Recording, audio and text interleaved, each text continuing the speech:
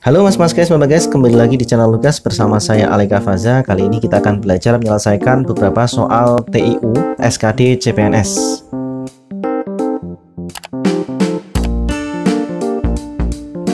Yang pertama ada soal seperti ini ya. Ini paling sering muncul dan selalu ada. 30, 34, 35 saya tulis ulang di sini. 30, 34, 35, 39, kemudian 40 dan 44 ya. 30 ke 34 ini selisihnya 4 ya, plus 4. Kemudian 34 ke 35 ini plus 1. 35 ke 39 plus 4. Kemudian 39 ke 40 plus 1. 40 ke 44 plus 4. Nah, berarti ini 44 suku berikutnya adalah plus 1 atau 45. Ini kalau kita lihat berdasarkan sederhana ya, cara sederhana. Atau bisa juga kita gunakan cara lain ya. Misalkan kita lihat ya, dari 30 ke 35 ini plus 5 ya. Kemudian loncat satu bilangan ke 40, ini juga plus 5. Nah, nanti dari 40 loncat satu bilangan atau satu suku, ini juga plus 5. Hasilnya 40 ditambah 5, hasilnya juga 45. Jadi ada dua cara yang bisa kita gunakan. Terserah, silakan mas guys mau pakai cara yang mana. Ini jawabannya yang A ya. Kemudian soal yang kedua, 3, 7, 15, 31. Saya tulis ulang, 3, 7, 15, 31, terus berapa gitu kan. Kalau kita gunakan cara sederhana, 3 ke 7 ini plus 4 ya.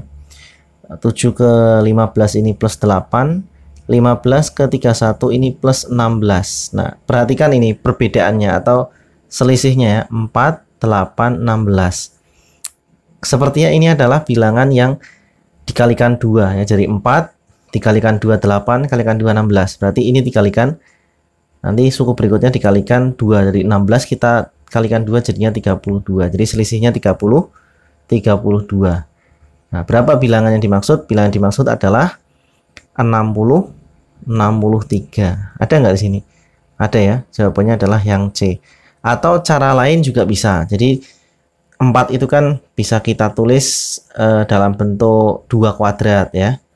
Kemudian ini plus 8 itu 2 pangkat 3. Ini 16 itu 2 pangkat 4. Nah, maka dari 31 ke 63 itu plus 2 pangkat 5. Ini juga bisa seperti ini ya. Berikutnya kita lanjut soal 231, 342, kemudian 453, kemudian berapa suku berikutnya. Ada dua cara juga ini mas guys. Cara yang pertama, kita lihat suku pertama ke suku kedua ini selisihnya adalah berapa? Selisihnya adalah 111 ya. Nah, ini juga 111. Maka suku berikutnya juga harus selisihnya sama, 111. Atau 5, 6, 4. Atau juga bisa kita gunakan cara yang lain nih mas guys. Jadi kalau kita lihat 231 itu kan kalau kita urutkan dari bilangan atau penyusun angka penyusun bilangan ini kan 1, 2, 3 ya. Nah, penyusunannya adalah 2 digit yang paling kanan ini diletakkan di sebelah kiri, kemudian 1 digitnya diletakkan di belakang atau di sebelah kanan ya. 342 juga sama, asalnya dari 2, 3, 4 ya. 34 baru 2-nya ke sini. Nah, 453 juga sama ya, 3, 4, 5. 45-nya ditulis, kemudian 3-nya diletakkan sebelah kanannya. Nah, yang terakhir ini, suku yang ini yang ditanyakan, ini juga sama sebenarnya. Dari 4, 5, 6. Nah, 5, 6-nya ditulis, 4-nya taruh di belakang. Jadi 4, 5, 6. 5, 6, 4 gitu ya. Oke, seperti itu caranya. Sekarang kita lanjut ke soal berikutnya. Ini soal berikutnya adalah menyederhanakan bentuk akar ya. Sebenarnya kita sudah diberikan clue nih mas guys. Ini clue-nya adalah akar 2. Clue yang kita gunakan adalah bilangan akar yang paling kecil. Jadi bilangan yang terletak di dalam akar yang paling kecil kan 2 ya. 98 sama 200 kan lebih besar. Akar 2 ini kita gunakan patokan. Jadi setiap bentuk yang lain misalkan ada 200, nanti akan kita munculkan akar 2-nya. Jadi akar 200 itu kan bisa kita sederhanakan menjadi akar 100 kali 2 gitu kan. Nah, akar 100-nya keluar, di akar kan tidak 10. 2-nya masih terletak di dalam akar. Untuk 98 gimana? Akar 98 itu sama dengan akar 49 dikali 2. Nah, 49-nya keluar, jadi 7. 2-nya tetap di dalam akar, jadi 7 akar 2. Sekarang kita tulis ulang ke dalam soalnya ya. Akar 200 ya, saya ulangi, ditambah akar 2 dikurangi akar 98 sama dengan 10 akar 2 ditambah, nah kalau ada akar 2 ini berarti sebelah kirinya itu ada 1 akar 2 gitu, dikurangi tadi berapa? 7 akar 2 sama dengan 10 tambah 1 11, 11 dikurangi 7 4 ya, akar 2 nya ikut. Nah, jadi jawabannya adalah 4 akar 2 yang D. Soal berikutnya, 16,67% dikalikan akar 81. Ini akan kita ubah dulu 16,67 nya menjadi 16,67 per 100 ya, biar kita nanti lebih mudah ngitungnya. Dikalikan akar 81, akar 81 itu 9. Nah, tinggal kita kalikan 16,67 kali 9 ya, 7 kali 9 63, 6, 54 tambah 6 60, ini 6, 6 kali 9 54, 60 lagi, ini 6, 9 tambah 6 15. Kemudian di belakang koma, sebelah kanan koma ada 2 digit di sini. Berarti maju 2 digit 1 2. 150,03 dibagi 100. Nah, dibagi 100 berarti ini maju lagi 2 digit ya, 1 2. Jadi 1,5003. Atau kita gunakan pembulatan ke bawah jadinya 1,5 ya. Jawabannya adalah yang B.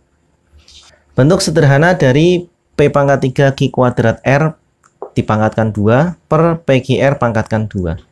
Ini adalah soal tentang eksponensial ya. Kita selesaikan di dalam kurung. Ini P pangkat 3 dikalikan ya. Kalau pangkat dipangkatkan itu berarti pangkatnya dikali. Jadi 3 kali 2. Kemudian Q pangkat 2 kali 2 juga. Kemudian R pangkatnya 1 dikali 2. Nah gitu. Per yang bawah juga sama ya. P pangkat 2 ini langsung seperti ini, Q pangkat 2 dan R pangkat 2 sama dengan P pangkat 6, Q pangkat 4 dan R pangkat 2 per P kuadrat Q kuadrat R kuadrat. R kuadrat bisa kita coret. Nah, kemudian P pangkat 6 dibagi P pangkat 2 jadinya P pangkat 6 dikurangi 2. Jadi kalau pembagian pangkatnya dikurangi ya.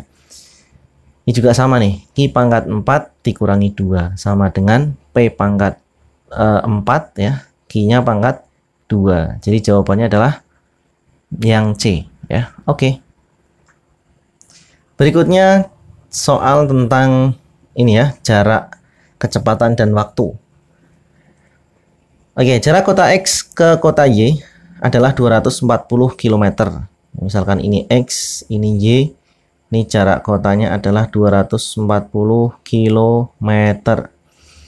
Kemudian sebuah mobil berangkat dari kota X pukul 08.30. Ini berangkatnya pukul 08.30. Kemudian kecepatan rata-ratanya atau V ya. V-nya sama dengan 75 km per jam. Ya, kemudian selama di perjalanan istirahat 40 menit. Berarti waktunya itu ditambah 40 menit. Gitu ya. Mobil tiba di kota Y pada pukul berapa? Ini waktunya ditanyakan ya. Berarti kita hitung waktu yang dibutuhkan dalam perjalanan normal ya, tanpa istirahat. Kita hitung, tadi ini S ya. T sama dengan S dibagi V sama dengan 240 km ya dibagi dengan 75 km per jam sama dengan berapa ini? 240 dibagi 75. Ini 3 ya. 225 ini 5, ini 3, 1. Nah, ini 3,2. Ini 150. Habis 3,2 jam. Nah, ini perlu kita ubah menjadi satuan jam dan menit ya. Kalau ini kan desimal. Berarti ini kan 3 jam ditambah 0,2 jam ya, 0,2 jam. 0,2 jamnya kita ganti menjadi menit ya. Kalikan 60. Dikalikan 60 sama dengan 12 ya, 12 menit. Jadi waktu yang dibutuhkan adalah 3 jam 12 menit. Nah, ini yang kita gunakan untuk menghitung waktu total atau total waktu tempuhnya. Sekarang kita hitung, kita jumlahkan dengan waktu keberangkatan, istirahat, dan juga perjalanannya ya. 08.30 ditambah 40 menit ya. 00.40 ya, ini 70, kemudian 0.80. 70 itu kan kita bisa konversi menjadi 1 jam 10 menit kan gitu ya. 70 dikurangi 60, 60-nya dikonversi menjadi 1 jam, menjadi 09.10. Nah, setelah ini kita jumlahkan dengan waktu tempuh. Waktu tempuhnya adalah 3 jam 12 menit ya. Kita jumlahkan, hasilnya ini 22, ini 12. Jadi akan tiba di kota Y pada pukul 12.22 WIB gitu. Oke, ini jawabannya. Jawabannya adalah yang C.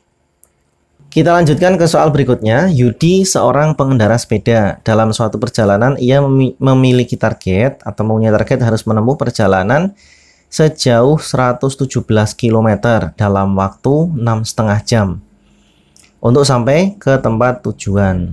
Saat ini dia sudah menempuh selama 2,3/4 jam sejauh 57 km. Ya. Penurunan kecepatan yang harus dilakukan Yudi agar tiba pada tempat tujuan tepat waktu adalah, jadi targetnya itu 117 km ya, waktunya 6,5 jam. 6,5 jam. Nah, ternyata dia sudah menempuh jarak 57 km ya dalam waktu 2,3/4 jam.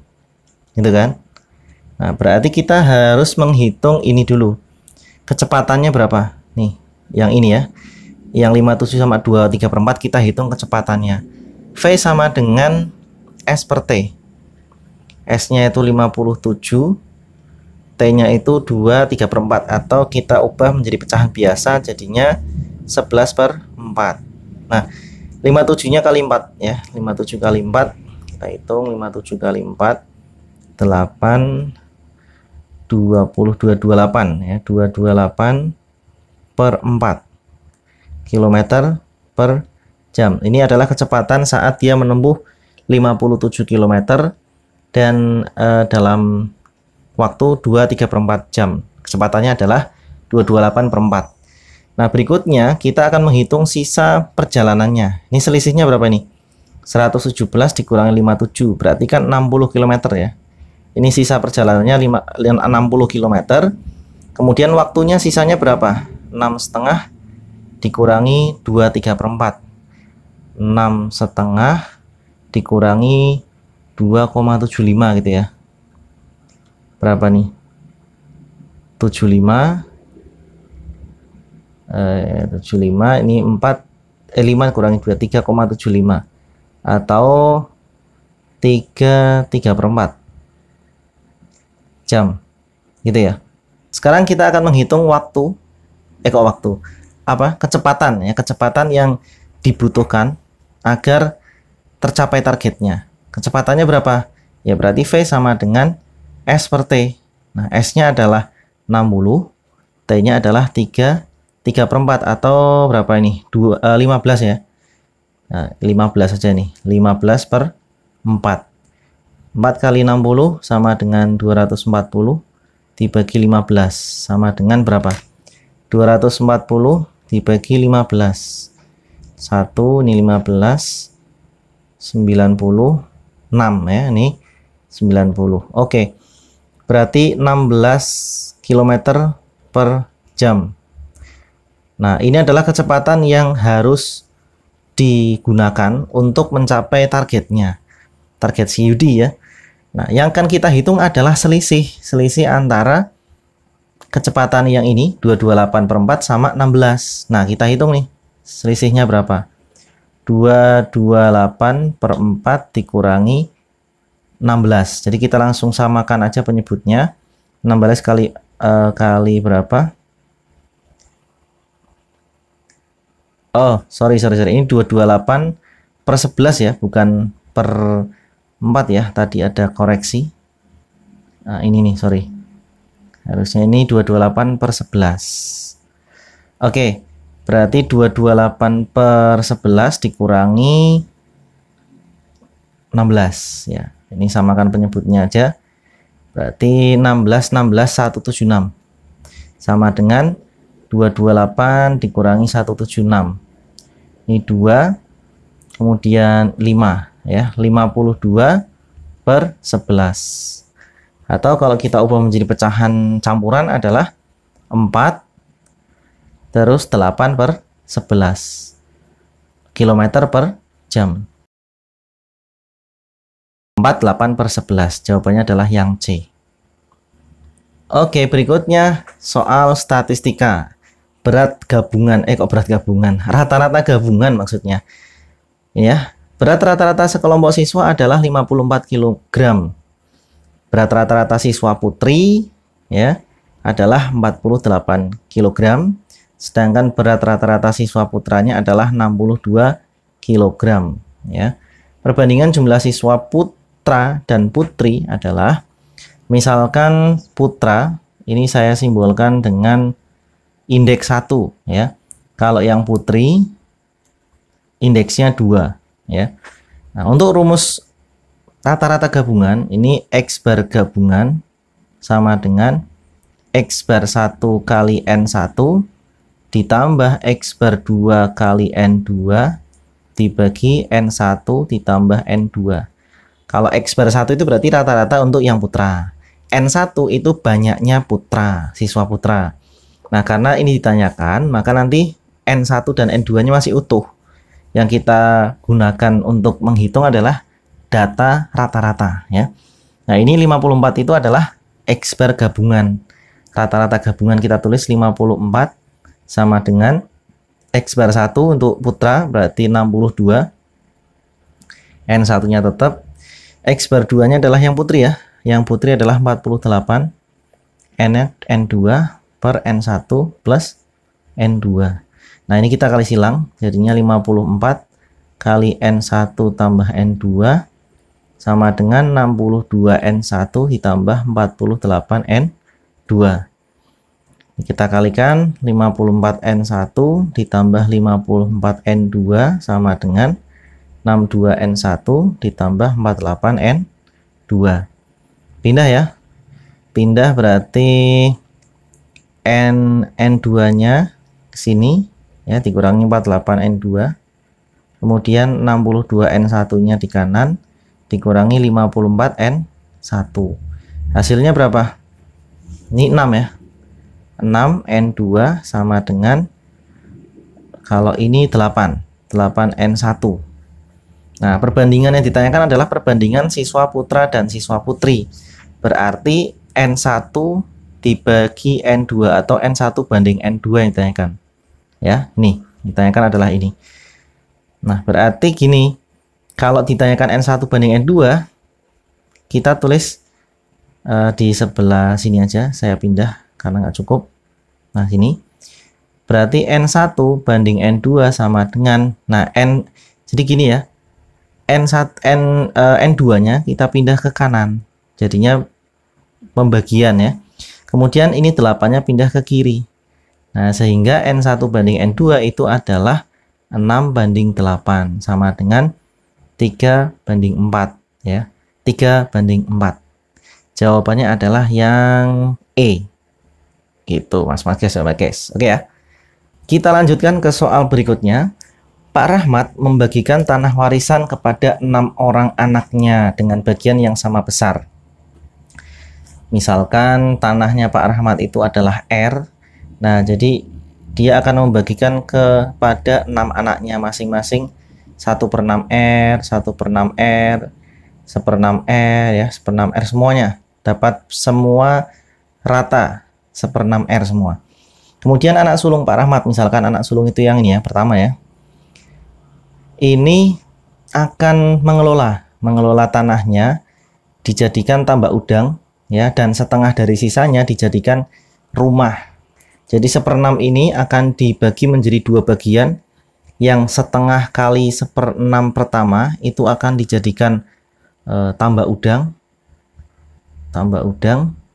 Yang setengah berikutnya, setengah dari 1/6 R, yang berikutnya ini akan digunakan sebagai rumah ya, sebagai rumah.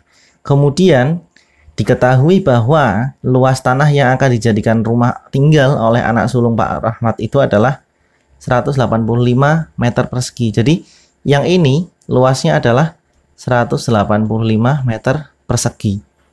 Yang ditanyakan adalah berapa warisan tanah warisan Pak Rahmat seluruhnya. Nah, yang ditanyakan adalah ini, R ini. Ya, bisa kita tulis ya. Menjadi persamaan setengah kali 1/6 R itu sama dengan 185. Jadi kita kalikan jadinya 1/12 R sama dengan 185. Nah, tinggal kita kalikan ya, 185-nya dengan 12. Hasilnya adalah kita hitung. Kalikan 12, 0, 1, 17, 2, 3. Terus 185. Tambah 0, 2, 2, 2. 2220 meter persegi. Jadi luas tanahnya Pak Rahmat sebelum dibagi-bagi adalah 2220 meter persegi. Sekarang kita akan membahas perbandingan usia ya mas-mas guys. Perbandingan usia atau umur Rahmi dan Oik adalah 2/3. Kita tulis ya. Rahmi dan Oik sama dengan 2/3. Kemudian jika umur keduanya adalah 45 tahun, maka umur Rahmi adalah, nah caranya begini. Kita pakai cara cepat ya. Umur Rahmi sama dengan R ya, karena Rahmi berarti atasnya R, per yang diketahui adalah jumlah umur keduanya kan, berarti kita tulis ini R plus O dikalikan dengan 45 itu jumlah usia sebenarnya. Kalau yang R plus O di bawah ini adalah jumlah pembandingnya. Nah, jadi R yang di sini, R sama RO di sini kita gunakan dari perbandingan ini, tapi kalau 45 kita gunakan usia sebenarnya. Ya, kita tulis ya, R berapa? R ini 2 ya, 2 per R-nya 2 lagi, terus O-nya ini adalah 3. Nah, kali 45 sama dengan 2/5 kali 45, kita coret-coret, ini 9 ya. 9 kali 2 18. Jadi umur Rahmi adalah 18 tahun. Ini bisa kita juga gunakan untuk mencari mencari umurnya Oik ya. Nih, umur Oik sama dengan O. Nah, kalau ini Rahmi R, berarti kalau Oik O, di bawahnya tetap sama, R plus O kali 45 sama dengan Oik berapa? 3 tadi ya. Nih, nah 3/5 langsung kali 45. Ini coret-coret 9 kali 3 27. Jadi umurnya Oik 27, umur Rahmi 18. Oke ya mas guys. Sekarang kita lanjutkan ke soal perbandingan berikutnya. Ini perbandingan skala ya. Suatu kebun digambarkan pada denah dengan ukuran panjang 9 cm dan lebar 5 cm. Ini akan saya gambar sketsanya. Ini misalkan apa nih? Kebun ya. Ini 9 cm. Kemudian ini 5 cm. Kemudian luas kebun sebenarnya adalah 405 meter persegi. Nah, karena ini perbandingan berarti kan ada nilai pembandingnya ya. Jadi kalau mau kita hitung, ini berarti 9x ya. 9x ini 5x. Nah, x ini kita gunakan sebagai pembandingnya. Kemudian luasnya kita konversi menjadi satuan cm ya, biar sama. Ini 405 berarti tambah 0,4 ya. 1 2 3 4 cm persegi. Nah, jadi 4.050.000 cm persegi. Sekarang kita hitung luas gambar ya. Luas kebun tapi yang sesuai dengan gambar. 9x dikali 5x sama dengan 45x kuadrat. Ini luas pada gambar ya. Sedangkan luas sesungguhnya adalah 4.050.000 50.000 cm persegi. Ya, ini satuannya kan cm persegi. Ini kita tulis perbandingannya luas gambar dibanding luas sebenarnya, luas asli gitu ya. Sama dengan 45x kuadrat, cm-nya kita abaikan dulu. Kemudian dibanding 4.050.000 cm persegi. Nah, sekarang kita ini sederhanakan ya, kita bagi 45 masing-masing, atas 45 bawah 45, jadinya x kuadrat banding kalau 405 itu berarti dibagi 45 ya, 9 Bu ya, 9 ya kayaknya nih, 45 kali 9 5 4 36 40 ya benar, jadi 9 nilainya. Ini 9 terus nolnya 4, 1 2 3 4 ya. Gambar aslinya adalah kok gambar asli, perbandingannya adalah 1 banding 1x kuadrat banding 90.000. Nah, tetapi di sini masih dalam bentuk x kuadrat, berarti harus kita sesuaikan ya. Kalau x kuadrat itu sama dengan 90.000, maka kalau x ya diakarkan, 90.000 nya diakarkan sama dengan 300, maka perbandingannya adalah 1 banding 300 gitu Mas Mbak guys. Baik Mas Mbak guys, terima kasih sudah menonton video dari saya. Semoga membantu kalian dalam belajar tentang TIU, terutama yang berhubungan dengan matematika ya.